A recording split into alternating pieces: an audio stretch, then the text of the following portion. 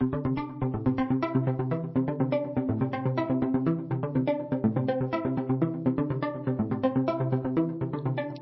welcome to the 12th House. I'm Michelle Pelison-Lipsitz, your co-host and head witch in charge here at Holisticism. And it's just me today, just me and you.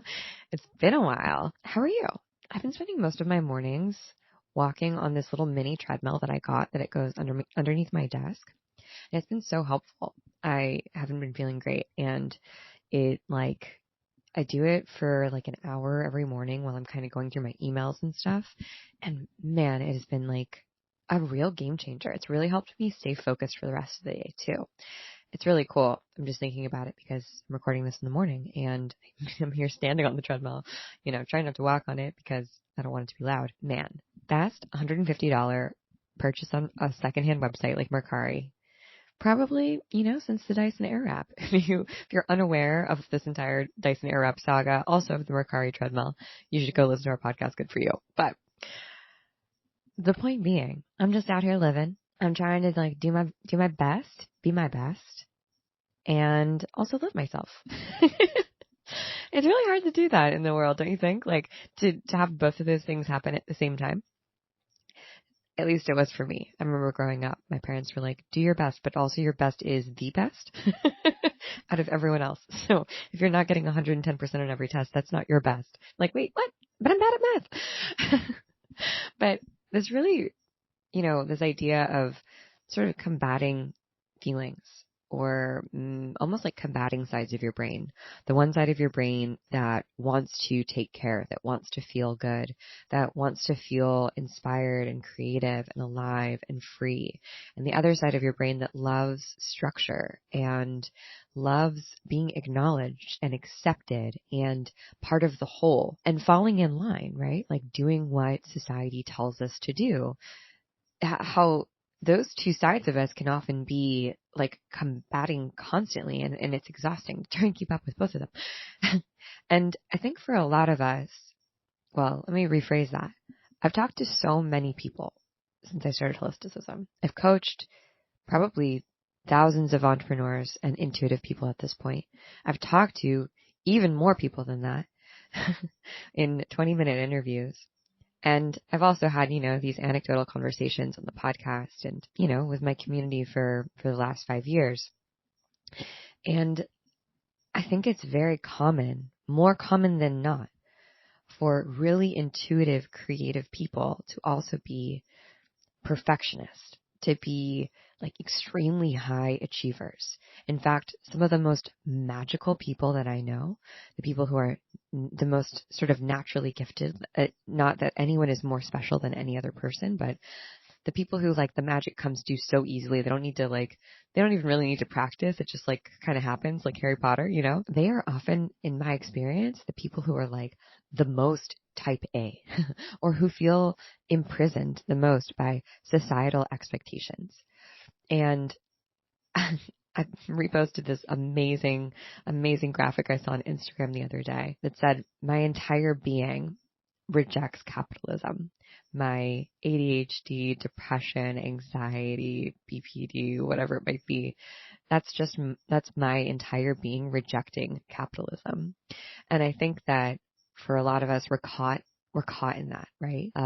We know there's something that's not quite right. That's just, this isn't the way things should be. This isn't how it should feel. And also, we don't really know what else is out there. What else to do? If this is right, if this is wrong, then what is right?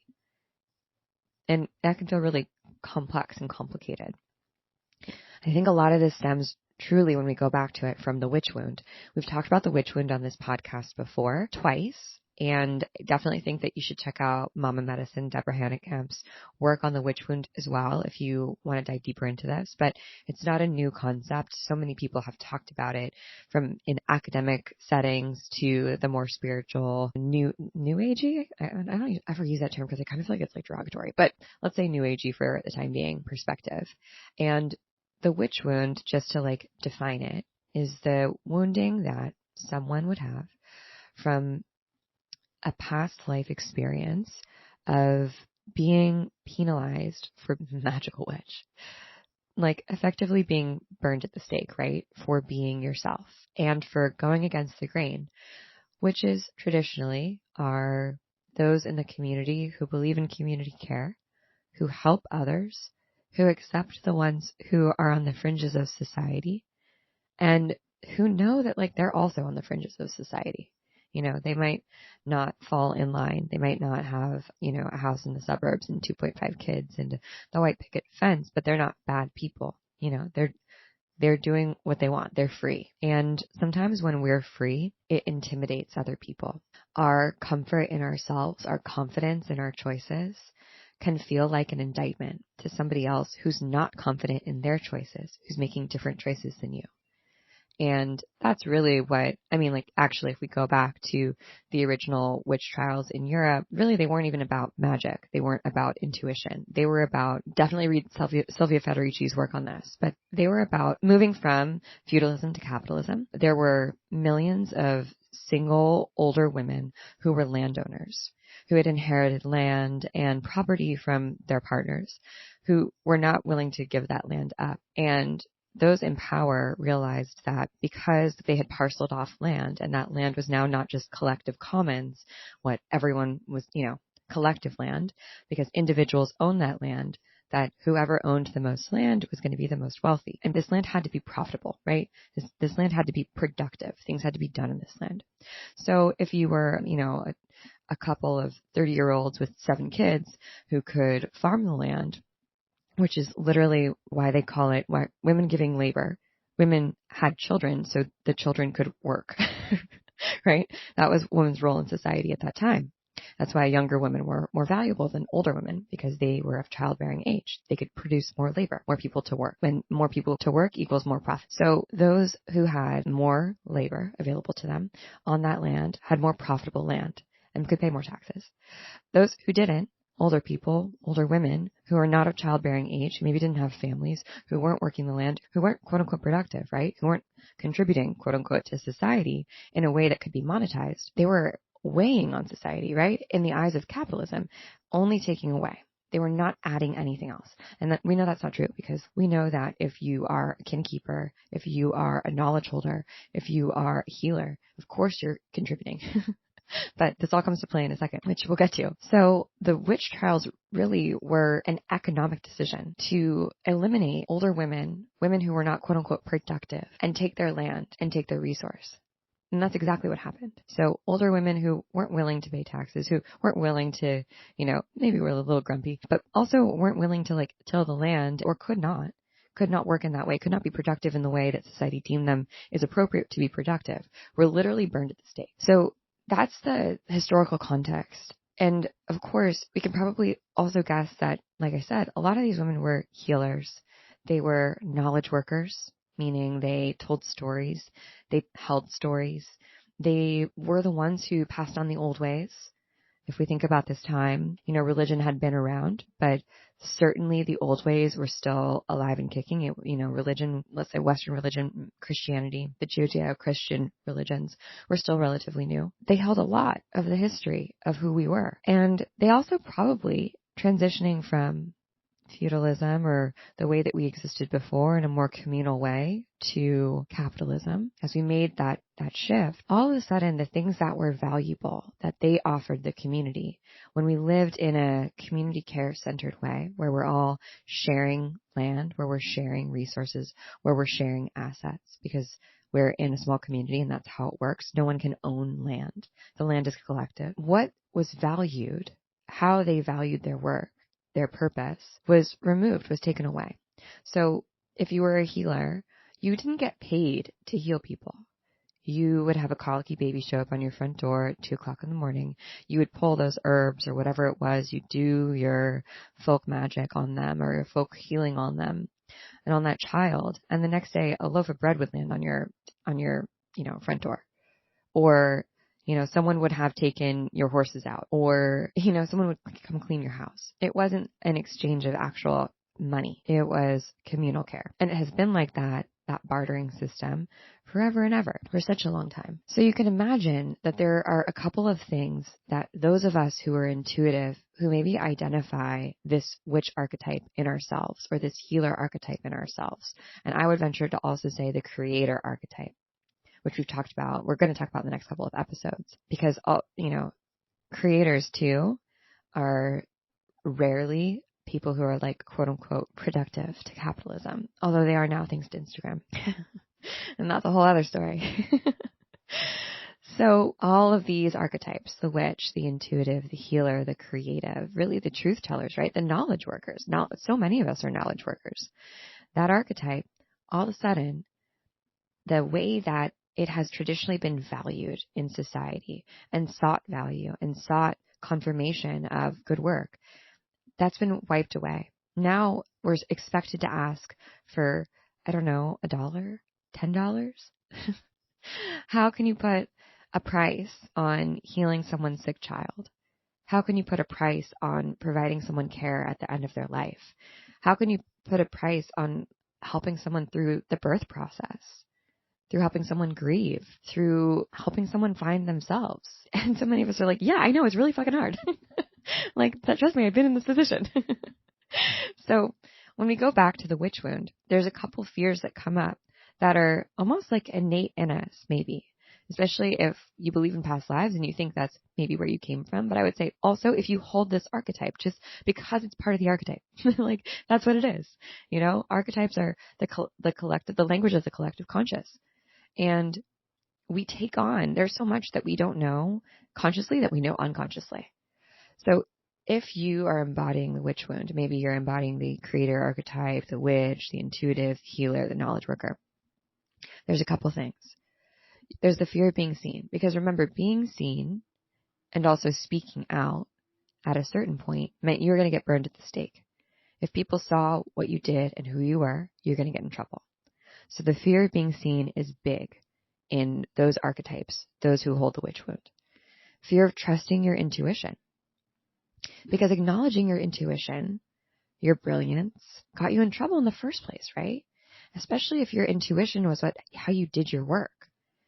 So a lot of us have sort of had to reverse engineer how we explain to people why we know what we know. I remember working in a tech setting at one of the startups I worked at, and just having this intuition of like, this is going to do really well. We have to do this. And it's really important. And it was like a lightning bolt came down. It was a project. It was like, I can't explain why this is important, but we have to do it. And so I had to basically like reverse engineer the numbers and the data, the research, almost even my idea of like, oh no, it didn't just like come to me. I'd actually been researching XYZ thing. And then, I came up with like 5 ideas and I think this was the best one, which is like so much effort in order to explain why my idea was worth listening to, because I knew that saying I have a feeling wasn't a good enough reason. I had to back it up with data. And, in business, that is helpful, but it can come back and bite us if we don't totally trust our intuition, because we're always second guessing our intuition. And we're also afraid to use our intuition to help us make choices, to the point that maybe we'll even go in the opposite direction of what our intuition tells us, which you definitely don't want to do. You want to use your intuition and data and like quantitative analytics together in context. And then finally, we briefly touched on this, but the witch wound means you're often unsure how to get paid for what you do, because oh my God, you never got paid before for your services. Traditionally, that's not how it was done. It was community care. You showed up and you did your work, and people recognized you and took care of you in the ways that communities take care of each other. So if you have been making a lot of free content, if you love making things, if you are just like, I'm out here and I'm like crushing it, I've got lots of followers, I got people who love me, but I have no idea how to monetize, baby, that might be the witch wound.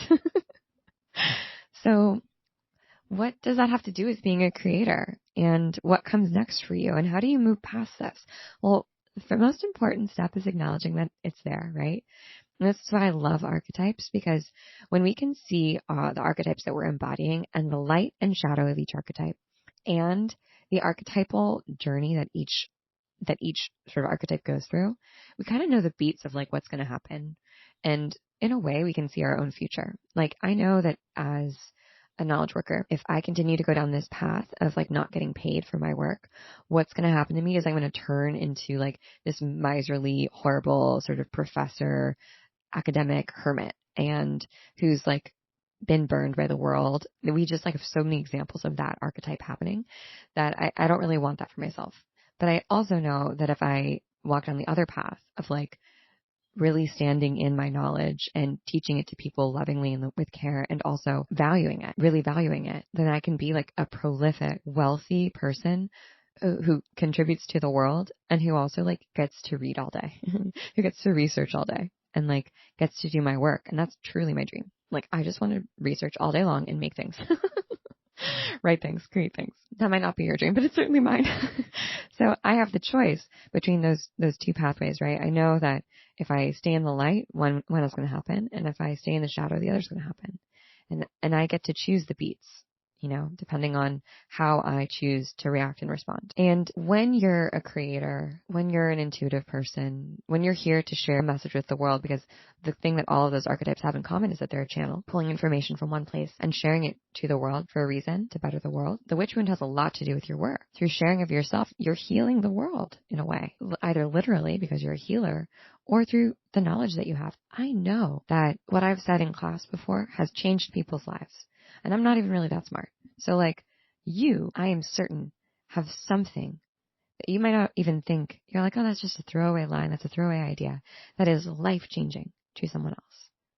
Life-giving to somebody else. And that is a form of healing. So we also, as creators, like when we can hold ourselves up as a mirror and embody the mirror archetype, we were just talking about this in the North Node, we allow people the opportunity to see themselves and to see themselves truly. And when we can hold space for them to see themselves and react and respond to themselves, that is also a gift. That's the most important thing that you can do. Because think about like a mirror.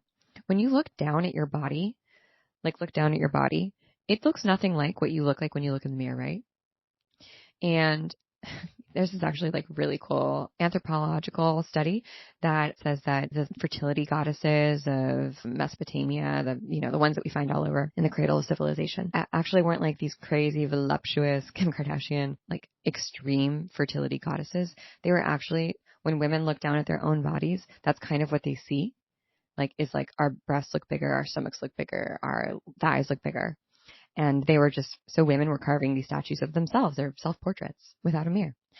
And I think that's so amazing. But it also goes to show you that your self-image or your self-concept can change depending on how you see yourself, how you see yourself. If you're looking down at yourself, you look one way. If you look at yourself in the mirror, you look another way. And both are true, but also both are helpful because we're adding more layers of perception and understanding of who we are. So if our job in society is to be a mirror, or that's part of our job, we're just allowing people to know themselves.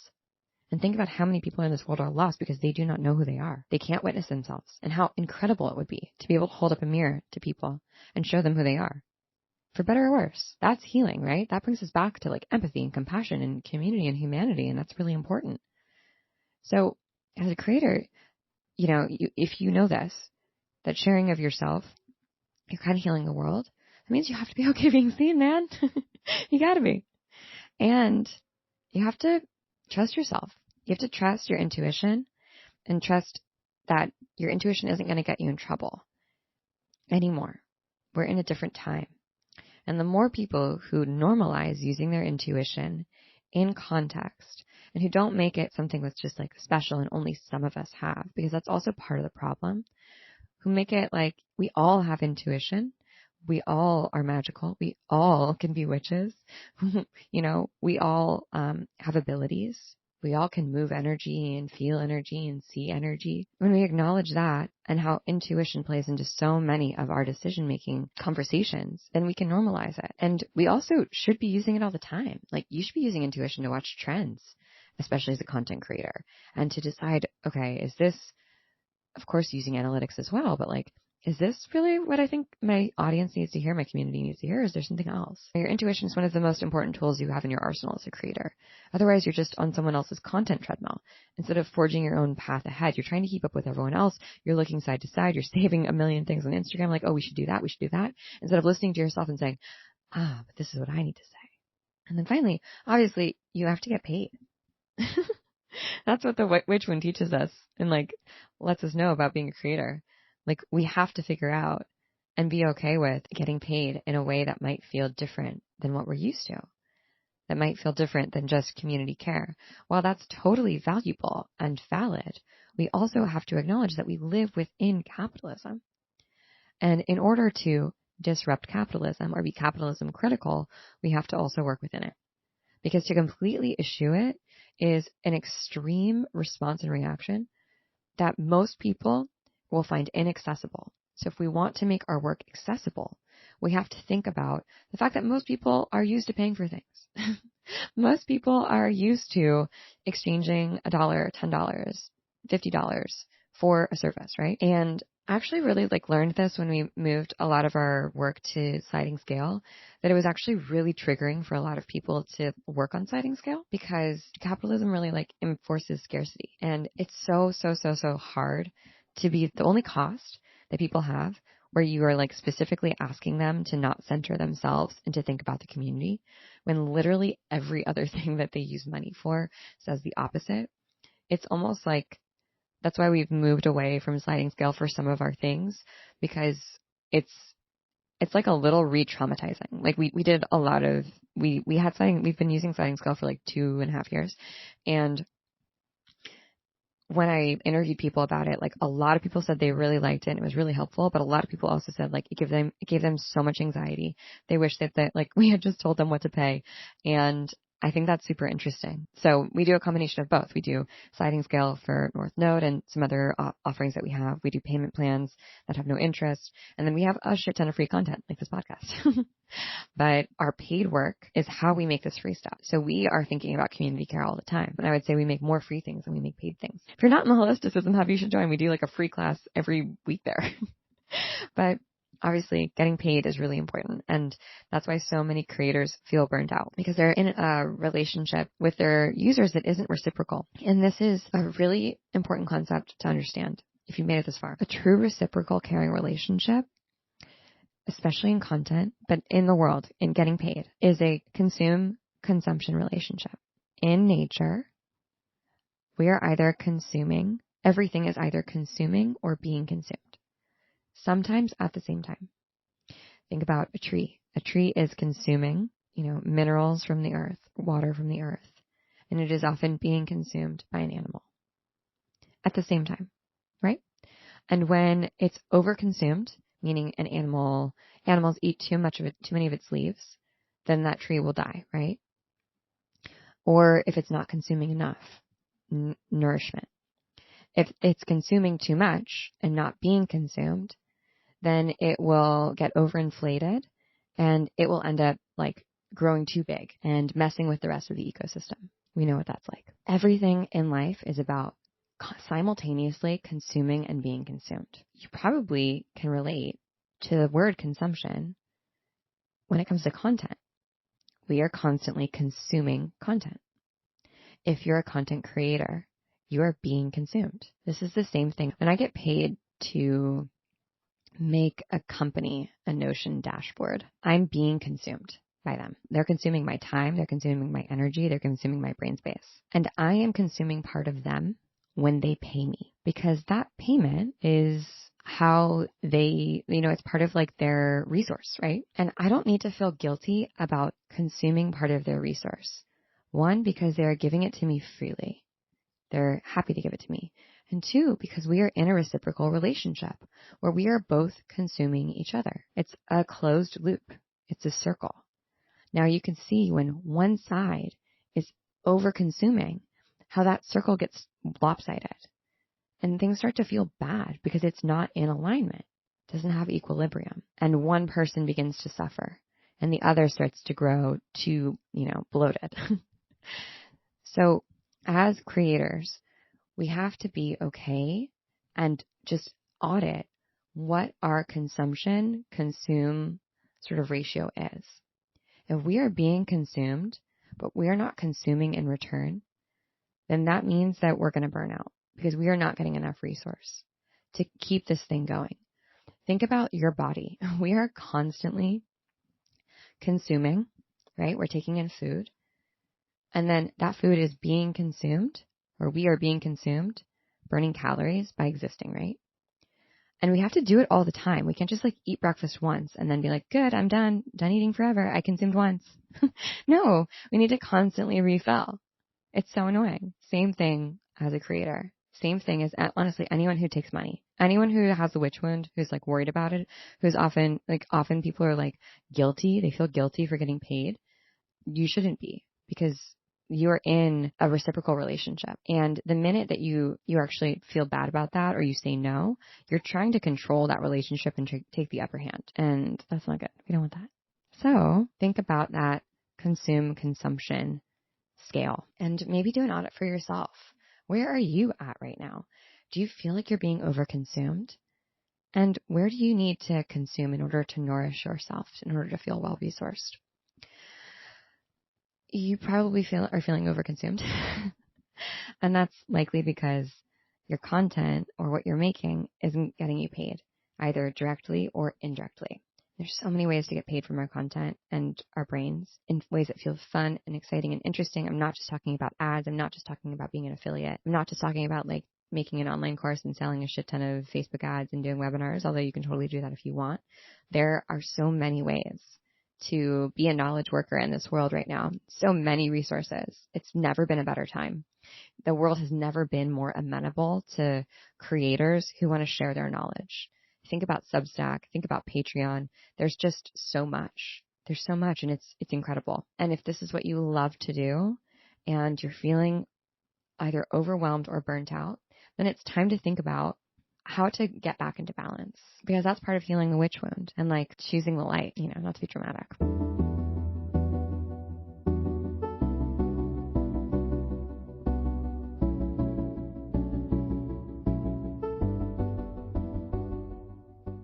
We actually have our content creation station dashboard, which I think you'll probably love. It's on Notion, and I'll put the link in the show notes so that you can grab it if you want. And I think that's it. We've got a really good set of episodes coming up talking about creator archetypes. So if you liked a little bit of the archetype conversation here, you're going to love the next 2 episodes. And if you haven't already, go ahead and rate, review, and subscribe to the podcast. I would really appreciate that. It helps us get found by more people and also helps amazing contributors decide to want to work with us. So we really appreciate that. You're doing the Lord's work. You can also give us 5 stars on Spotify. That's a new thing that they're doing. We have some amazing reviews on Apple, but I think that, we kind of came to the Spotify game a little bit late. So we'd love if you just right next to your subscribe button, you just hit that little 5 stars. That'd be amazing. And I can't wait for Quantum Con. Are you coming? It's going to be so fun. I'm teaching a bunch of classes and it just keeps getting better and better. We have free breakfast, healthy lunch, free mushroom coffee, regular coffee, like delicious beverages and potions, a non-alcoholic drinks, a $400 swag bag for each person, which is insane. It's going to be amazing. We have, of course, this beautiful space that we're working in that's half indoor, half outdoor. We get it all to ourselves in sunny, gorgeous California, LA, our space second home. We also have flower arranging that we're going to be doing, mini facials. It's like a work oasis. The point was to give you the support to put your head down and do your work and not be bothered, sort of enter your own little vortex, but also not burn yourself out, not forget to eat and drink. Imagine if all you had to do is be creative. That's what this weekend is about. Such a dream. All you have to worry about is yourself. Like, you just get yourself there and we take care of the rest. It's going to be heaven. And I can't wait for you to join us. You can join at holisticism.party. Ticket sales are closing soon, so if you want to get in. The event is on April 30th and May 1st. And I think we're closing ticket sales on the 24th. So you have 2 weeks, my friends. Not even that, 10 days. Get in there. And I'd love to see you. And I'd love to give you a hug in real life if you feel comfortable. And I'd love to teach you IRL. And I will see you next week and talk to you soon. Bye.